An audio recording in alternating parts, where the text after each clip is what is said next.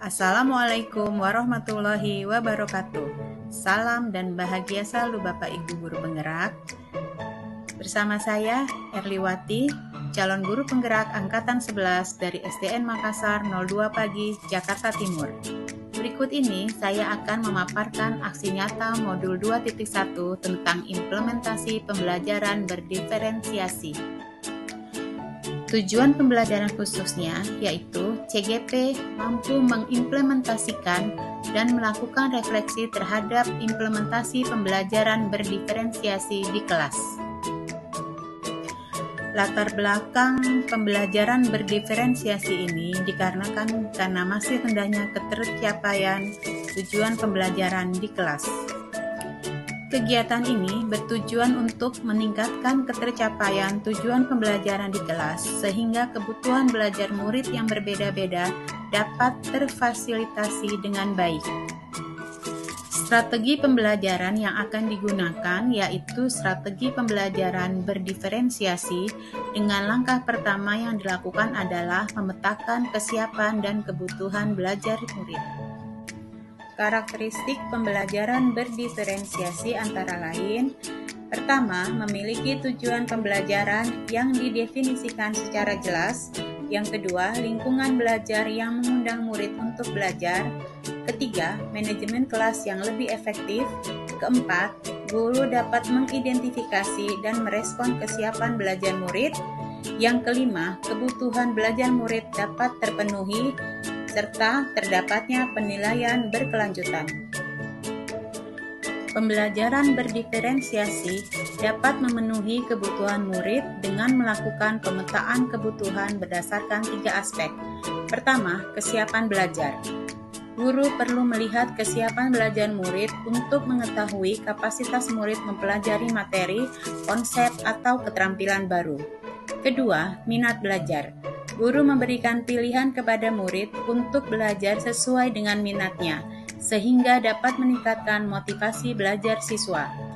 Yang ketiga, profil belajar. Guru memberikan kesempatan kepada murid untuk belajar secara alami dan efisien tergantung dari gaya belajar, kecerdasan majemuk, pengaruh budaya, dan lingkungan.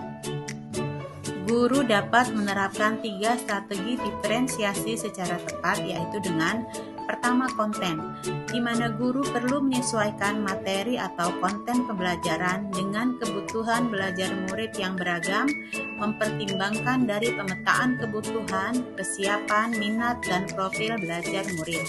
Yang kedua, produk. Guru perlu memodifikasi tagihan produk yang akan dihasilkan murid sesuai dengan konten yang telah mereka pelajari dan proses yang telah mereka lewati. Ketiga, proses. Guru perlu memvariasi proses belajar agar beragam, sesuai dengan kebutuhan belajar murid. Proses ini mengacu pada bagaimana murid memahami atau memaknai apa yang telah dipelajari. Tolak ukur aksi nyata ini dikatakan berhasil jika: pertama, adanya peningkatan ketercapaian tujuan pembelajaran. Kedua, adanya pemetaan kesiapan dan kebutuhan belajar murid. Ketiga, strategi pembelajaran yang dilakukan menggunakan diferensiasi konten, proses, dan produk. Yang keempat, melakukan penilaian berdiferensiasi sebagai tolak ukur ketercapaian tujuan pembelajaran. Berikut ini adalah 5 masa tindakan yang dilakukan di dalam kelas oleh guru selama proses pembelajaran berlangsung.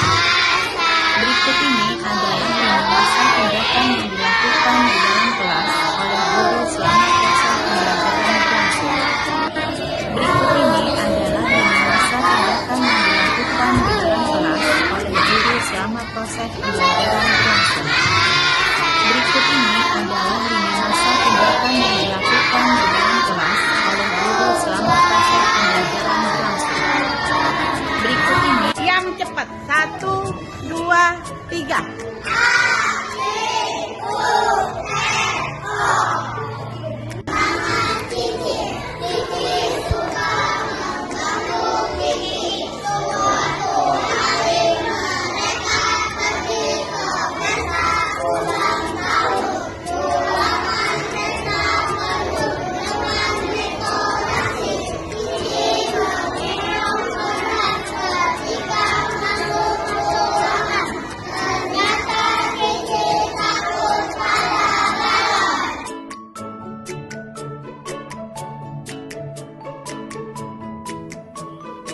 Dukungan yang dibutuhkan adalah pertama sumber belajar dan alat, buku penunjang, LKPD, papan tulis, video pembelajaran, gambar atau poster.